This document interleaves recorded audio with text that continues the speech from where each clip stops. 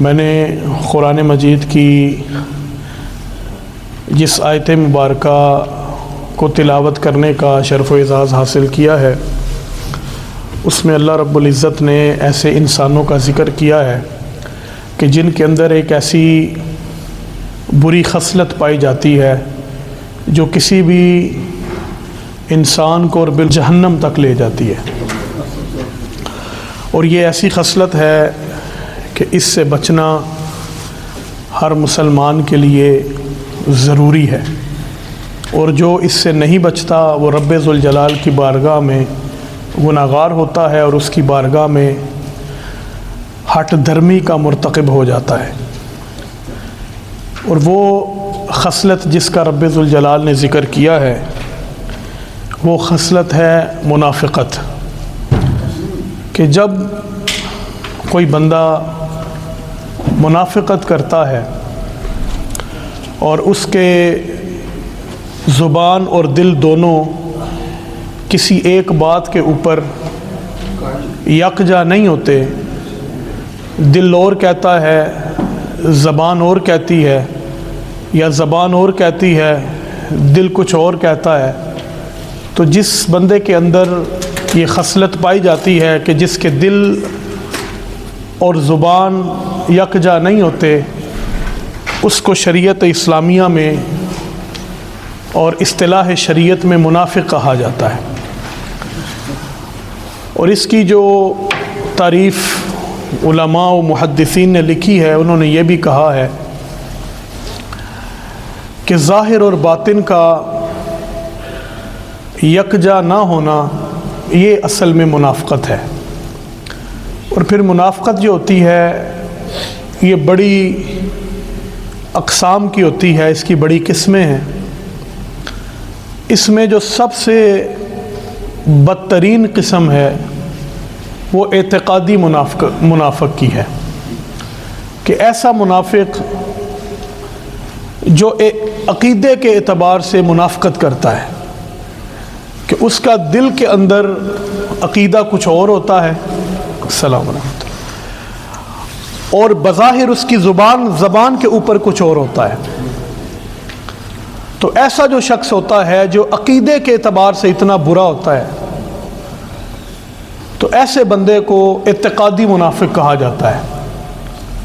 بلکہ اس کے بارے میں قرآن مجید نے ایک جگہ پہ یہ بھی ارشاد فرمایا ہے، المنافقون والمنافقات بعضهم من بعض، کہ منافق عورتیں ہوں یا منافق مرد ہوں، یہ سب ایک ہی تھیلی کا چٹا بٹا ہے۔ یعنی کہ منافقت اگر عورت کرے گی تو وہ بھی رب ذوالجلال کی بارگاہ میں اتنی ہی گناہگار ہے جتنا کوئی مرد منافقت کرے گا تو وہ اللہ کی بارگاہ میں مجرم ہے۔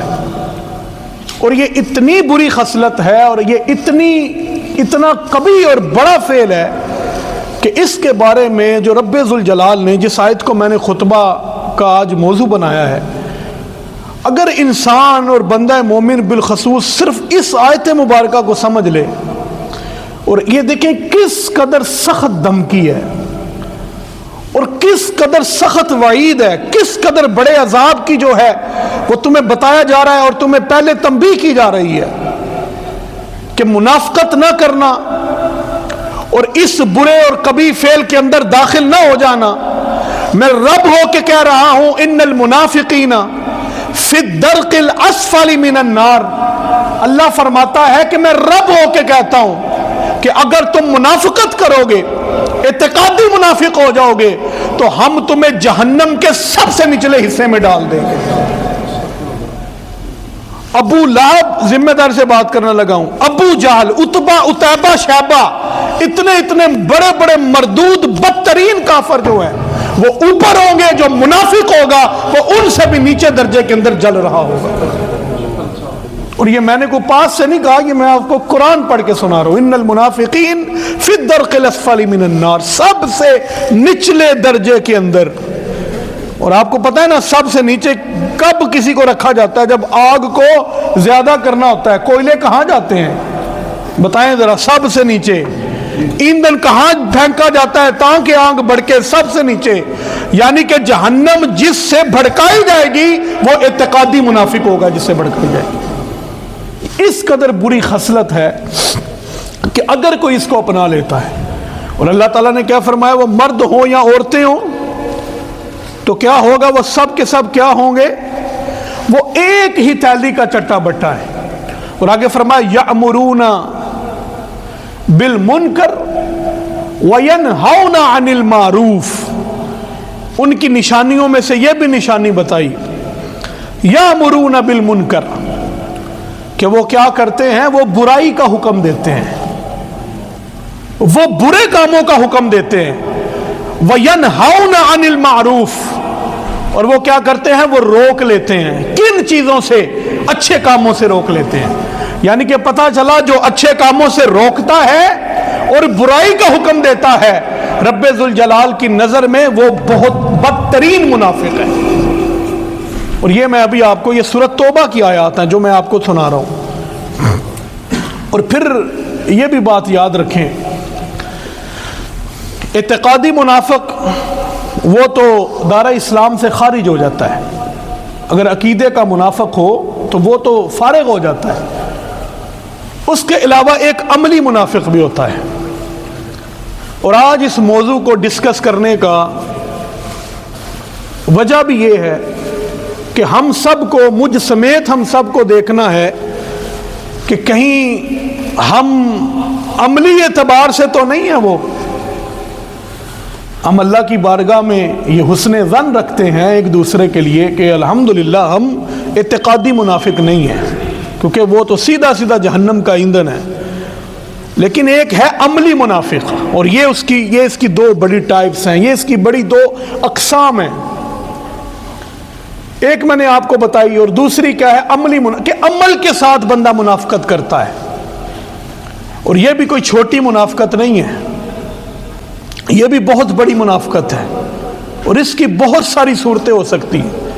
جیسے امام عبد الوہاب شرانی علیہ رحمہ یہ فرماتے ہیں، اور انہوں نے لکھا ہے کہ حضرت عمر بن عبد العزیز جو تھے، یہ بڑے عادل بادشاہ گزرے ہیں، ان کے دور میں لوگ زکوٰۃ لیے پھرتے رہتے تھے، اور ان کے جو زکوٰۃ بانٹنے والے ہوتے تھے نا، جو اس محکمے میں کام کرتے تھے، تاریخ کی کتابوں میں موجود ہے، میں حیران رہ گیا کہ وہ کہتے ہیں کہ ہم افریقہ تک چلے گئے تھے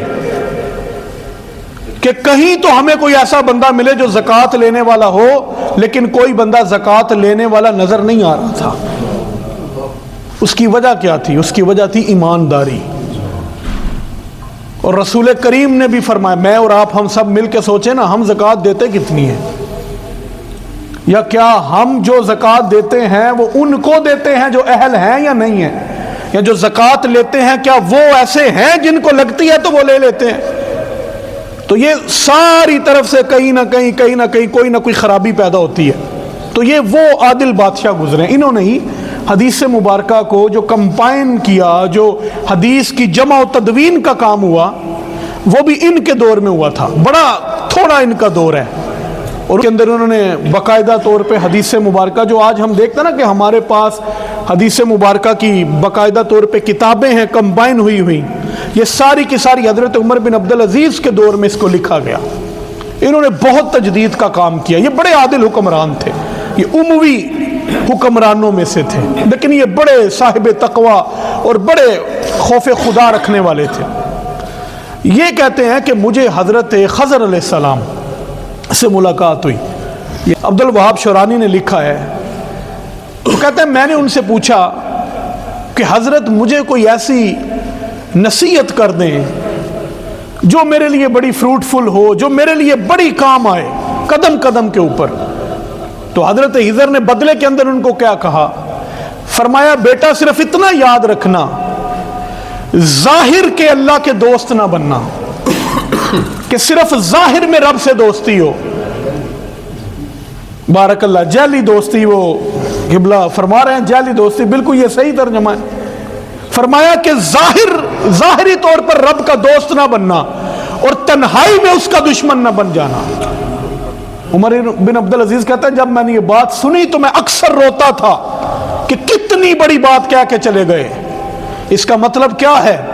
اس کا مطلب بھی یہ ہے کہ ظاہر کی دوستی یہ ہے کہ بندوں کے سامنے تو بڑا صاحب اخلاق ہو، لوگوں کے سامنے تو بڑا دیندار بنتا ہو، لوگوں کے سامنے تو اپنے معاملات کو بڑا اچھا ثابت کرتا ہو، لوگوں کے سامنے تو اس کے معاملات بڑے پیار والے ہوں، لیکن جب لوگ پیچھے ہٹ جائیں تو وہی جو یہاں رب کا یار بنا پھرتا ہے وہاں وہ شیطان کا بھی پیروکار نظر آئے، وہاں تنہائی کے اندر گناہ بھی کرتا ہو، وہاں تنہائی کے اندر شریعت اسلامیہ کا تمسخر بھی اڑاتا ہو، کریم آقا صلی اللہ علیہ وسلم کا لایا ہوا دین جو ہے عمل کے ساتھ اس کو روندتا ہو، تو فرمایا ایسے نہ بن جانا، کہا کہ ایسا ہونا چاہیے تمہیں کہ تم اگر ہجوم کے اندر اللہ کے دوست ہو تو تمہیں تنہائی کے اندر بھی رب ذوالجلال کا دوست بن کے رہنا چاہیے۔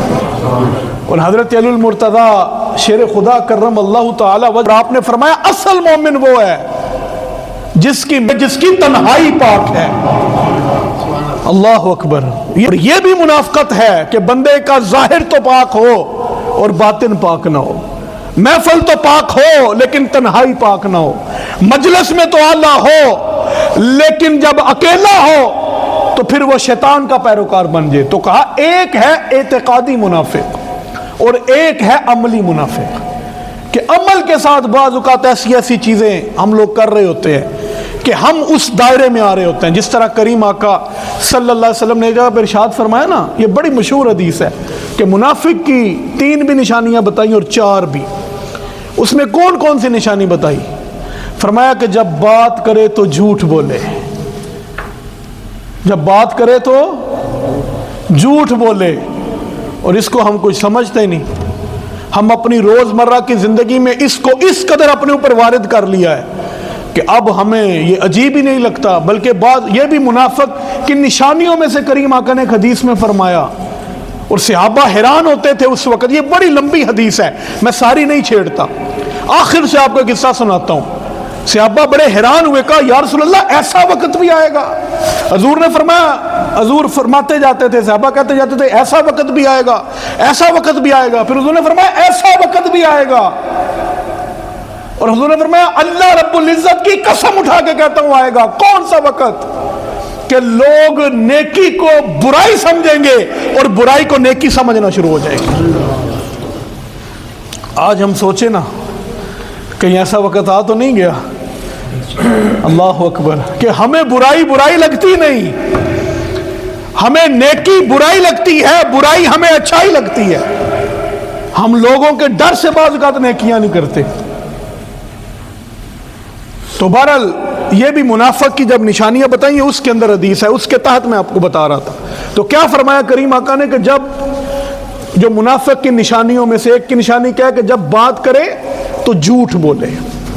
جیسے نبی رحمت صلی اللہ علیہ وسلم سے پوچھا گیا نا، یا رسول اللہ صلی اللہ علیہ وآلہ وسلم، کیا مومن بخیل ہو سکتا ہے؟ حضور نے فرمایا نعم، ہاں مومن بخیل ہو سکتا ہے۔ عرض کی گئی یا رسول اللہ صلی اللہ علیہ وآلہ وسلم، کیا مومن ڈرپوک بھی ہو سکتا ہے؟ حضور نے فرمایا ہاں مومن ڈرپوک بھی ہو سکتا ہے۔ تو عرض کی گئی یا رسول اللہ صلی اللہ علیہ وآلہ وسلم، کیا مومن جھوٹا بھی ہو سکتا ہے؟ حضور نے فرمایا لا، مومن ڈرپوک ہو سکتا ہے، بخیل ہو سکتا ہے، لیکن امتی محمد کا ہو کبھی جھوٹا نہیں ہو سکتا۔ تو اس کا مفہوم مخالف کیا ہے پھر؟ جو جھوٹ بولتا ہے وہ کہاں کھڑا ہے؟ اور ہم جھوٹ کیسے بولتے ہیں؟ میں اینج گیا تو اینج آیا، تو اس کا مطلب کیا ہے؟ یہ بھی اور یہ علماء نے لکھا ہے، اس کے اوپر پوری رہنمائی موجود ہے، یہ بھی جھوٹ لکھا جاتا ہے۔ ہم کسی کو بلانے کے لیے اپنی مٹھی کو بند کرتے ہیں کہ آؤ، کسی چھوٹے بچے کو بلانا، تمہیں چاکلیٹ دیتے ہیں، تمہیں کوئی کینڈی دیتے ہیں، تمہیں کوئی اور اس طرح کی چیز دیتے ہیں، آؤ اپنے پاس بلانے کے لیے۔ بلکہ ہمارے ہاں تو جو ہمارے اسلاف محدثین گزرے ہیں، بندے کے پاس کتنا میلوں کا سفر کر کے گئے تھے حدیث لینے کے لیے، تو جب وہ اس کے پاس پہنچے اور آپ کو پتہ چلا کہ اس کے پاس کوئی رسول اللہ کی حدیث پہنچی ہے سند کے ساتھ، یہ جو اوپر چین ہوتی ہے نا حدیث کو، اس نے روایت کیا، اس نے کیا، یہ جو راویوں کی پوری چین ہوتی ہے اس کو سند کہتے ہیں۔ تو سند کے ساتھ تو وہ پہنچے اس کے پاس حدیث لینے کے لیے، تو جب پاس گئے دیکھا کیا وہ نا اپنے دامن کے اندر اس طرح اس نے دامن کو اٹھایا ہوا تھا جس طرح دامن کے اندر کوئی چیز ہے، تو کوئی جانور تھا اس کو پاس بلایا کہ گھاس کھلانے کے لیے، لیکن جب پاس آیا اس نے دامن چھوڑا اور اس کو پکڑ لیا۔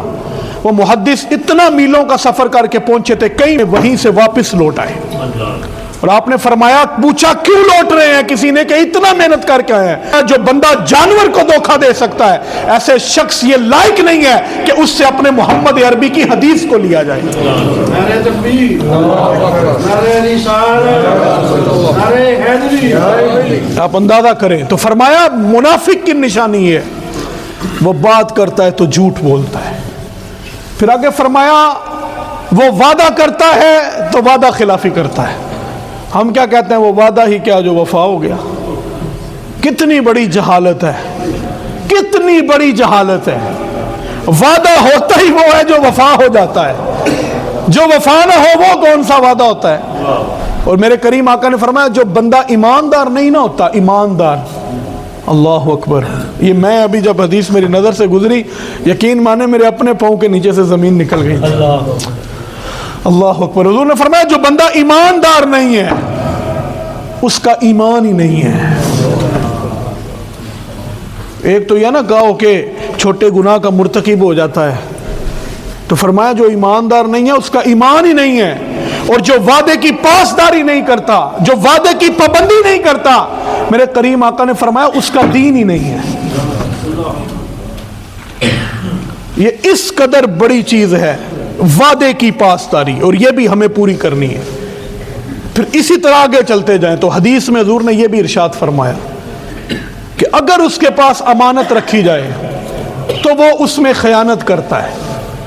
یہ بھی ایک بڑی اہم چیز ہے کہ جب آپ کے پاس کوئی امانت رکھی جائے نا، اور امانت صرف ہارڈ فارم میں نہیں ہوتی، یہ بھی یاد رکھیں کہ کسی نے آپ کو پیسے دے دیے صرف وہ امانت ہے، اس کے اندر بددیانتی نہیں کرنی، یا کسی نے آپ کو کوئی مال دے دیا، کوئی باکس دے دیا، کوئی اور اس طرح کی چیز دے دی، بس اس کے اندر آپ نے کوئی مسئلہ نہیں کرنا، بلکہ اگر کسی کی بات پتہ چل گئی ہے اس کو بھی سینے میں رکھنا ہے، یہ بھی امانت ہے۔ اور اس کے لیے تو اتنا جگرا چاہیے، اتنا جگرا کسی کی بات کو اپنے سینے میں رکھنے کے لیے۔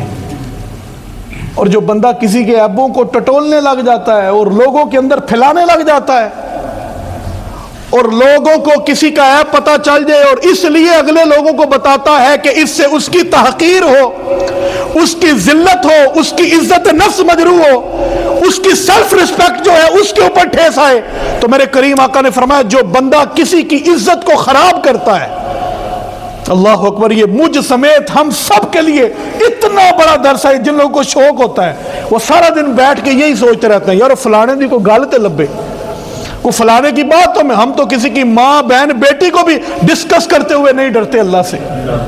اس قدر ہم اخلاقی طور کے اوپر کہاں آ کے کھڑے ہو گئے ہیں۔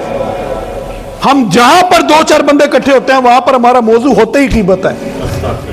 وہ کسی نے کہا تھا نا وہ کہتے مفلسی ہے کہ یاروں کی بزم سے، وہ کہتے مفلسی ہے کہ یاروں کی بزم سے غیبت نکال دے تو فقط خاموشی بچے۔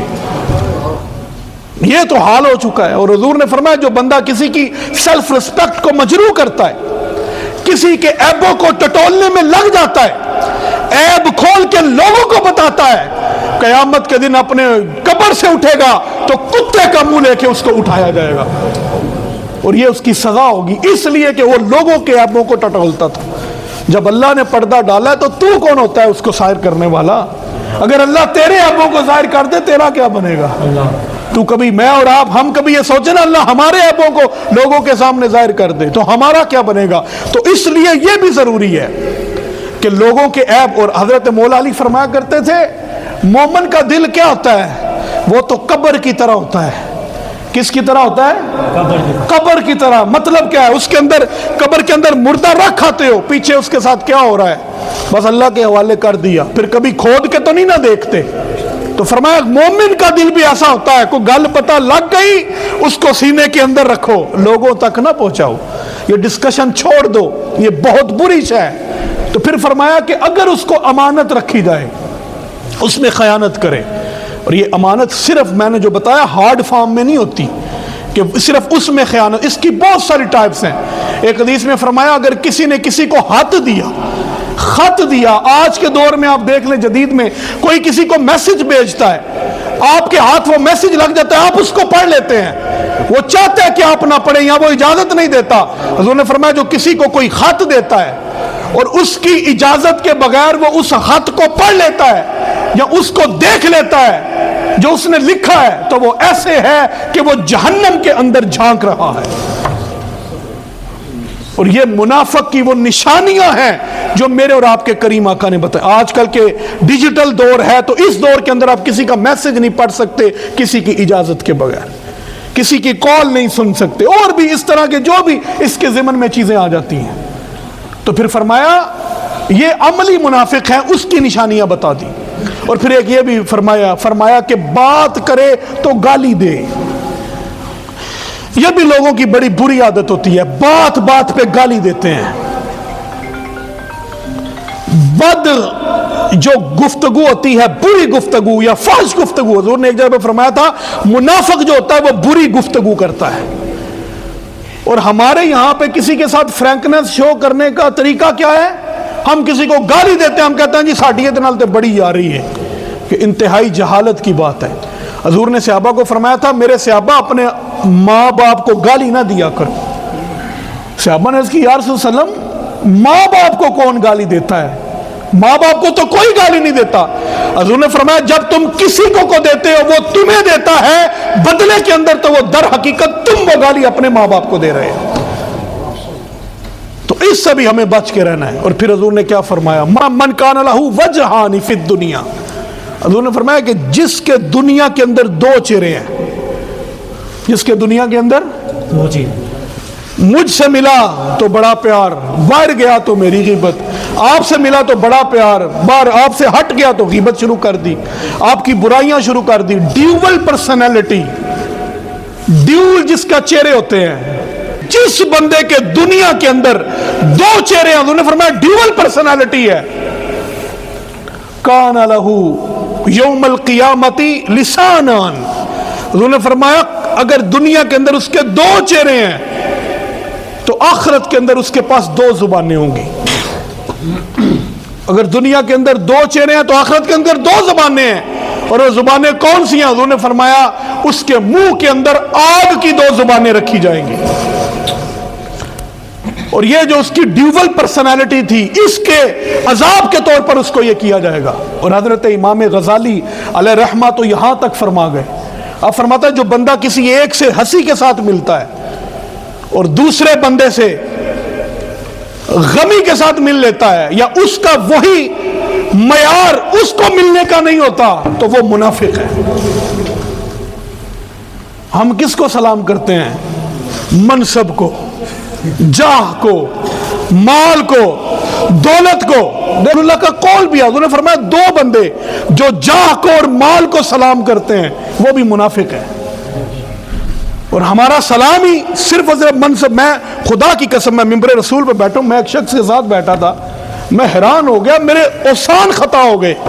میں بڑا اس بندے کو یہ غیبت نہیں کر رہا، صرف سمجھانے کے لیے میں آپ کو ایک چیز بتانا چاہتا ہوں کہ ہمیں ایسا نہیں ہونا چاہیے۔ میں ساتھ بیٹھا تھا، ہم کہیں پہ اکٹھے، اس بندے کو کسی دنیا دار کا فون آیا۔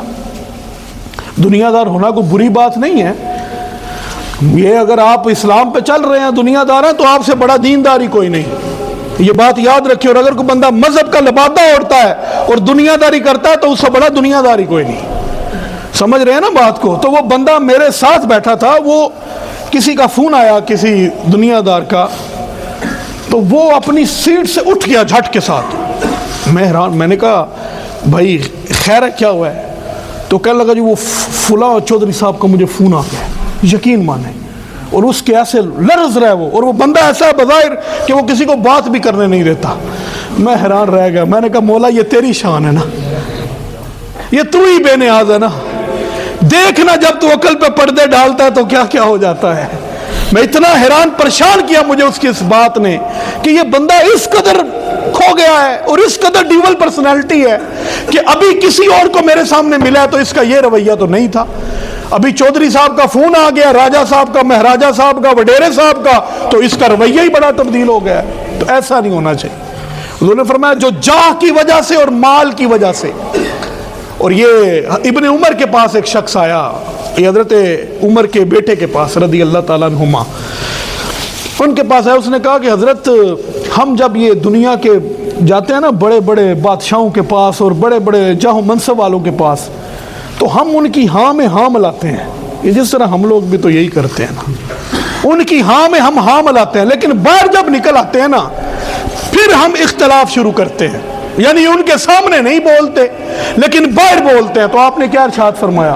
آپ نے فرمایا یہی کام جب رسول کریم کے دور میں ہوا کرتا تھا تو ہم تو اس کو منافق کہا کرتے تھے۔ یعنی کہ یہ اس قدر اہم چیز ہے کہ ہمیں اپنے ظاہر اور باطن کو یکجا کرنا ہے، اور اگر یکجا نہیں کریں گے تو کیا ہوگا؟ فرمایا ان المنافقین فی الدرک الاسفل من النار، ابو جہل بھی اوپر ہے، ابو لہب بھی اوپر ہے، عتبہ عتیبہ شیبہ ولید بن مغیرہ جیسے بدترین کافر اوپر ہیں، اور منافق جو ہے وہ سب سے نیچے ہے۔ میں نے نہیں کہا، یہ قرآن نے کہا ان المنافقین فی الدرک الاسفل من النار، 5ویں پارے کا آخری رکوع آپ بھی پڑھ کے دیکھ لیں، اس میں کہا ان المنافقین یخادعون اللہ وهو خادعهم واذا قاموا الى الصلاة قاموا کسالى۔ فرمایا یہ جو منافق جو ہے نا یہ سمجھتے ہیں ہم اللہ کو دھوکہ دیتے ہیں، نہ نہ نہ، یہ اپنے خیال میں سمجھتے ہیں، حقیقت میں یہ خود کو دھوکہ دیتے ہیں۔ یہ دعا ہے کہ اللہ رب العزت ہم سب کو منافقت سے بچنے کی توفیق عطا فرمائے، عملی منافقت ہو، اعتقادی ہو، کسی بھی قسم کی منافقت ہو، اللہ ہم سب کو قدم قدم پہ محفوظ رکھے۔